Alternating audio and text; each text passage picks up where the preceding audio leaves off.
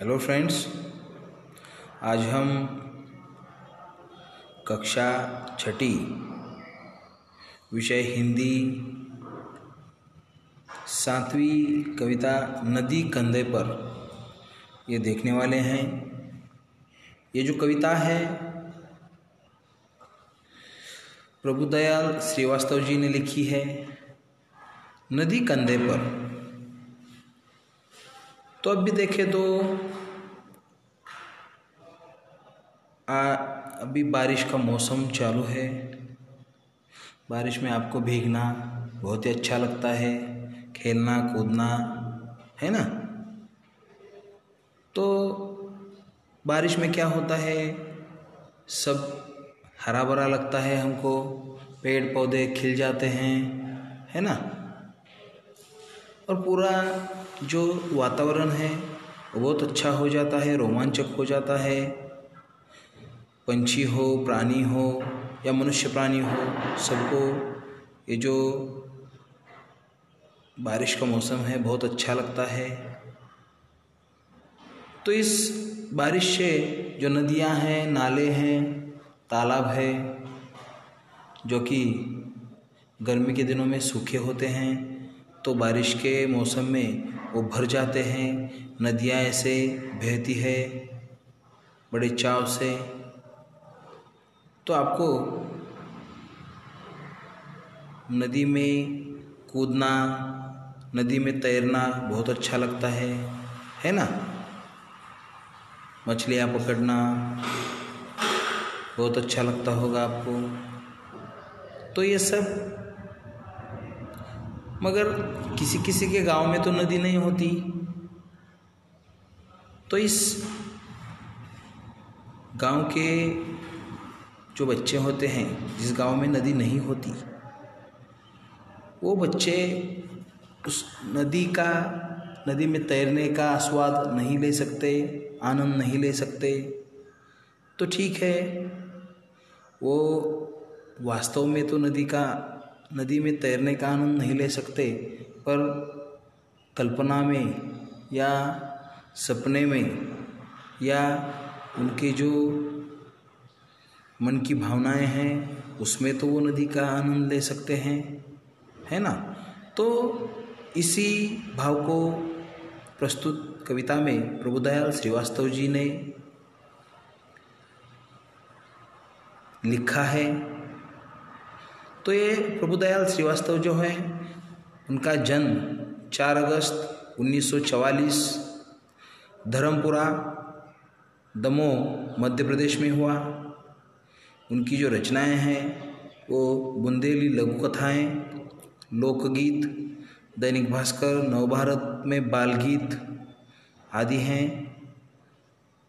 अगर उनका परिचय, तो ये 2 दशकों से कहानियाँ, कविताएं, व्यंग, लघु कथाएँ, गज़लें आदि लिखते हैं।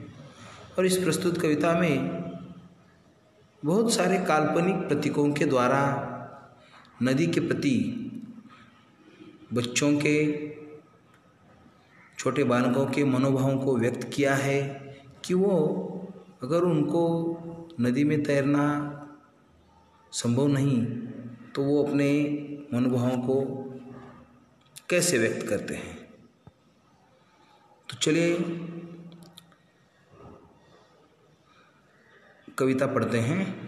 अगर हमारे बस में होता नदी उठाकर घर ले आते, अपने घर के ठीक सामने उसको हम हर रोज बहाते, कूद कूद कर, उछल उछल कर हम मित्रों के साथ नहाते। देखो, कवि प्रभुदयाल श्रीवास्तव जी कह रहे हैं अगर हमारे बस में होता, ऐसे बच्चे सोच रहे हैं, अगर हमारे बस में होता तो नदी उठाकर घर ले आते। कल्पनाएं हैं ये, ऐसे तो कोई उठा नहीं सकता। और अपने घर के ठीक सामने उसको हम हर रोज बहाते, और अपने ही घर के सामने हम उस नदी को बहाते। कूद कूद कर, उछल उछल कर, उस नदी में कूद कूद कर, उछल उछल कर हम मित्रों के साथ नहाते, मस्ती करते, तैरने का आनंद लेते। कभी तैरते कभी डूबते, इतराते गाते मस्ताते। कभी तैरते कभी नदी में हम तैरते थे, कभी डूबते, इतराते गाते मस्ताते, ऐसे पानी में रह के गाना गाते, मस्ती करते।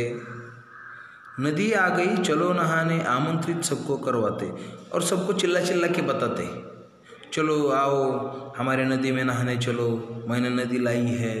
ऐसे बच्चे करते। सभी उपस्थित भद्रजनों का नदियों से परिचय करवाते।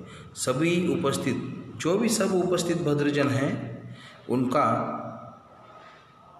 सबका परिचय करवाते नदिया से कि हे नदी, ये हमारे मित्र हैं, ये हमारे पहचान वाले हैं, ऐसे सबका परिचय करवाते। अगर हमारे मन में आता झटपट नदी पार कर जाते, तो ये इस किनारे से उस किनारे तक जाते, इधर से उधर जाते, झटपट नदी पार करते। मतलब जो बच्चों के मन में जो भी आता नदी के बारे में, वो सब बच्चे क्या करते, नदी में करते, आनंद लेते हुए। खड़े खड़े उस पार नदी के मम्मी मम्मी हम चिल्लाते।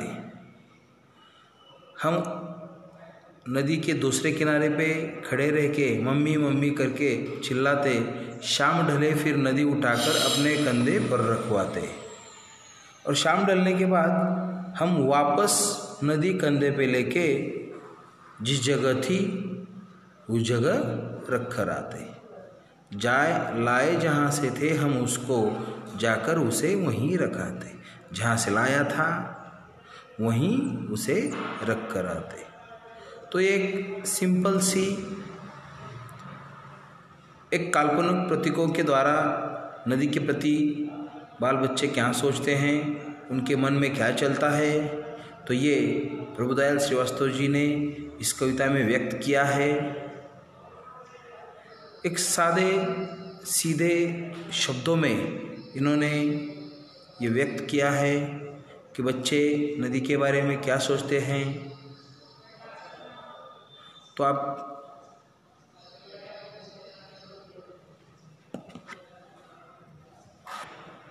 तो ये कविता अभी पूरी हो गई।